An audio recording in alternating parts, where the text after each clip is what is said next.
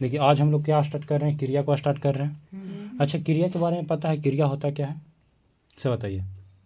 आज हम लोग क्या पढ़ रहे हैं, क्रिया। अच्छा तुम लोग भी आ जाओ बाबू। क्रिया कहते किसको है, से बताइए तो। जिस शब्द से किसी काम को करने या होने का बोध हो। यानी जिस शब्द से क्या होता है बाबू, जिस शब्द से जिस शब्द से जिस शब्द से किसी काम को करने या होने का बोध हो। किसी काम का करने या होने का बोध कार्य करने या होने का बोध हो। करने या होने का बोध हो, होने का बोध हो। बोध हो उसे क्या कहते हैं, क्रिया कहते हैं। बोध हो उसे क्या कहते हैं बाबू, क्रिया कहते हैं। देखिए क्रिया जो होता है कि बिना क्रिया के अथी, जैसे इंग्लिश में जिस प्रकार से बिना वर्ब के आपका कोई सा वाक्य नहीं बन सकता, कोई वाक्य, उसी प्रकार से हिंदी में बिना क्रिया के कोई वाक्य नहीं बन सकता, बिना क्रिया के कोई वाक्य। जैसे काम का अथी, कोई भी काम होता है बिना कार्य के कोई काम हो सकता है। जैसे आप खा रहे हैं तो खाना कार्य है ना, खाना क्या है, क्रिया है ना, है तो जब वाक्य बन रहा है तो उसमें क्रिया का सहायता ले रहे हैं या नहीं ले रहे हैं, ले रहे हैं ना। तो बिना क्रिया के कोई वाक्य का निर्माण नहीं हो सकता है। क्रिया के तो एक पॉइंट मेरा यहाँ से ही निकलता है कि क्रिया के बिना वाक्य पूर्ण नहीं होता, क्रिया के बिना वाक्य पूर्ण नहीं होता है। अगर आपसे कोई पूछ दे कि किसके बिना वाक्य पूर्ण नहीं हो सकता, क्रिया के बिना वाक्य पूर्ण नहीं हो सकता। यहाँ तक ये कोई दिक्कत। कर्म के आधार पर क्रिया के कितने भेद होते हैं, दो। देखिए क्रिया क्या थी, क्रिया के भेद होते हैं कर्म के आधार पर। किसके आधार पर, कर्म के आधार पर। कर्म के आधार पर क्रिया के भेद, क्रिया के भेद। कर्म के आधार पर क्रिया के भेद। कर्म के आधार पर क्रिया के भेद कितना, कौन कौन, सकर्मक और अकर्मक, अकर्मक और सकर्मक, यही ना। और अकर्मक और सकर्मक, कोई दिक्कत नहीं।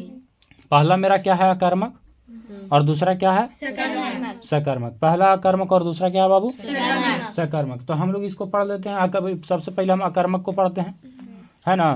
तो हम अकर्मक को देख रहे हैं।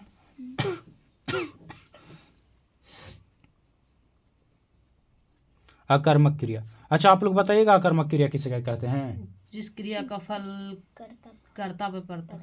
अच्छा, जिस क्रिया का फल कर्ता पर पड़ता हो, यानी कर्ता जो होता है बाबू, कर्ता क्या है बाबा, आपसे अगर पूछते हैं कि कर्ता क्या है, कर्ता क्या थी, हम अगर आपको बता देते हैं जिस क्रिया का फल कर्ता पर पड़ता हो, और आपको ये पता नहीं है कि कर्ता क्या है। कर्ता किसको कहते हैं, सब्जेक्ट को। सब्जेक्ट किसको कहते हैं, जो काम, जो हाँ जो वाक्य में काम को करता है। जैसे देख लीजिए यहाँ पे हम एक अथी एग्जाम्पल ले लेते हैं, राम आम खाता है। अच्छा यहाँ आम खाने का काम कौन कर रहा है, राम। तो कर्ता कौन हो गया, राम। तो अब हम इसको लिख लेते हैं, जिस क्रिया का फल, जिस क्रिया का फल, जिस क्रिया का फल,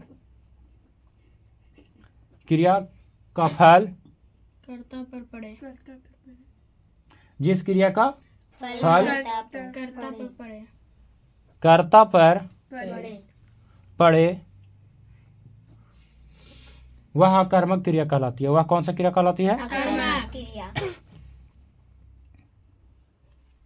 अकर्मक क्रिया कहलाती है।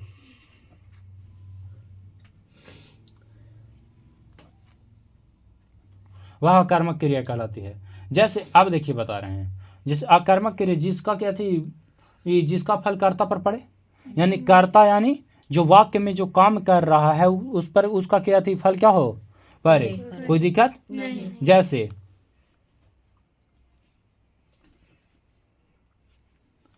बच्चा सो रहा है, बच्चा सो रहा है। अच्छा बताइए तो सोने का जो फल है उस किस पर पड़ रहा है, बच्चा पर। पक्षी उड़ते हैं, पक्षी उड़ते हैं। उड़ने का काम कौन कर रहा है, पक्षी। सोने का काम कौन कर रहा है, बच्चा। कोई दिक्कत नहीं नहीं है। नहीं यानी जो कर्ता है, कर्ता का सोना जो फल है ये किस पर पड़ रहा है? कर्ता पर। कर्ता इसमें कौन है? बच्चा। कोई दिक्कत नहीं अच्छा, यहाँ तक कोई दिक्कत ना है ना है। अब हम आते हैं आकर्मक के। आकर्मक के दो भेद होते हैं। आकर्मक की अति क्रिया के कितने भेद होते हैं? दो भेद। आकर्मक, आकर्मक जो क्रिया है बाबू, आकर्मक क्रिया के दो भेद होते हैं। कितने भेद होते हैं? दो भेद। कौन कौन? पूर्ण अकर्मक और अपूर्ण अकर्मक। पूर्ण आकर्मक और अपूर्ण अकर्मक।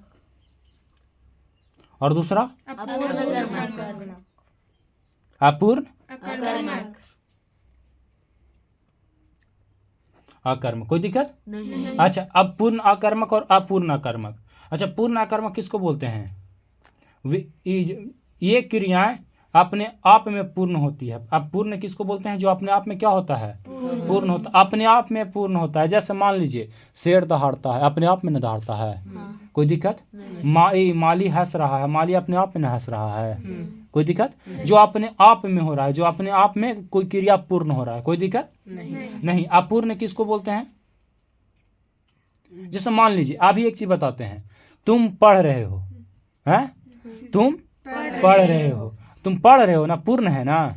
अच्छा, तुम डॉक्टर बनोगे। अब बताओ, तुम डॉक्टर बन चुका है? नहीं ना, तुम बनेगा ना। तो बनना क्या है? अपूर्ण है या पूर्ण है? अपूर्ण है ना। तो जो अब अपने आप में पूर्ण हो उसको पूर्ण क्रिया, और जो अपूर्ण हो उसके अपूर्ण क्रिया। कोई दिक्कत नहीं। रवीना मेहनती है। रवीना क्या है? मेहनती है। तो रवीना मेहनती है ना, अपूर्ण है ना अभी। कोई दिक्कत नहीं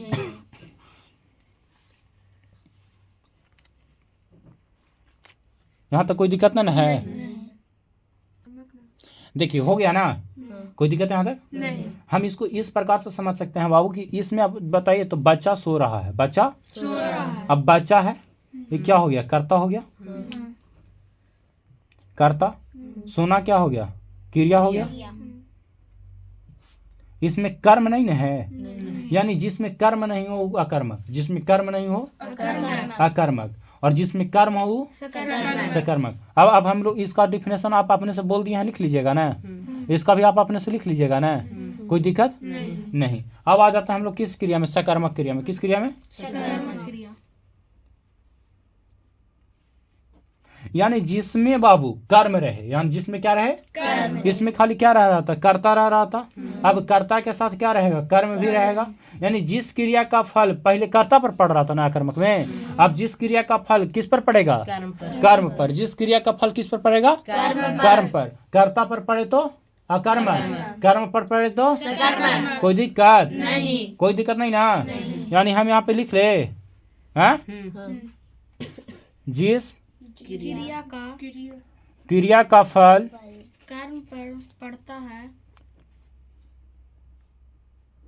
कर्म पर पड़े उसे सकर्मक क्रिया सकर्मक कहते हैं। क्रिया कहते हैं। कोई दिक्कत नहीं ना। हंसा ना तो मारेंगे लोलवा पर, मुंह फूल जाएगा तुरंत। कोई दिक्कत नहीं सकर्मक अति जिसमें ऑब्जेक्ट रहे वो क्या हो जाएगा? जैसे देखो यहाँ पे था ना, बच्चा सो रहा है। कोई दिक्कत नहीं हम अगर यहाँ लिखे बच्चा अति खाट पर सो रहा है, खाट पर सो रहा है। बच्चा कहाँ सो रहा है? खाट पर। कर्म है ना। ये कौन सा क्रिया? सकर्मक। कौन सा क्रिया? सकर्मक। सकर्मक क्रिया के भी बाबू कितने भेद होते हैं? दो भेद होते हैं। सकर्मक क्रिया के कितने भेद होते हैं? दो भेद। सकर्मक क्रिया के कितने भेद? दो भेद। पहला के अति क्या होता है? एक कर्मक की क्रिया। पहला कर्मक क्रिया। एक कर्मक क्रिया, और दूसरा क्या हो जाता है? एगो एक कर्मक तो दूसरा द्विकर्मक है। द्विकर्मक कर्मक क्रिया। कोई दिक्कत नहीं ना।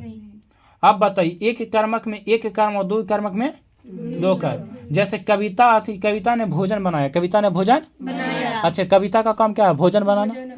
कोई दिक्कत नहीं। अब अति द्विकर्मक में आ जाएगा, पुजारी ने लोगों को अति प्रसाद खिलाया, पुजारी ने लोगों को, अब किसको खिलाया? लोगों को। लोग भी ऑब्जेक्ट और प्रसाद भी। कोई दिक्कत है? माँ ने फल वाले को पैसा दिया, माँ ने फल वाले को, फल वाले भी आ रहा है और पैसा भी आ रहा है, फल वाला भी आ रहा है, दुग आ रहा है ना। तो द्विकर्मक यानी जिन क्रियाओं का एक कर्म हो उन्हें एक कर्मक, यानी एक कर्मक में अति डिफिनेशन अपने से लिख लीजिएगा ना। जिनमें एक कर्म हो उसे एक कर्मक, और जिसमें दो कर्म हो उसे द्विकर्मक। आज के लिए बस इतना ही रहने दे, कोई दिक्कत? इसके बाद आगे कल बढ़ेंगे हैं।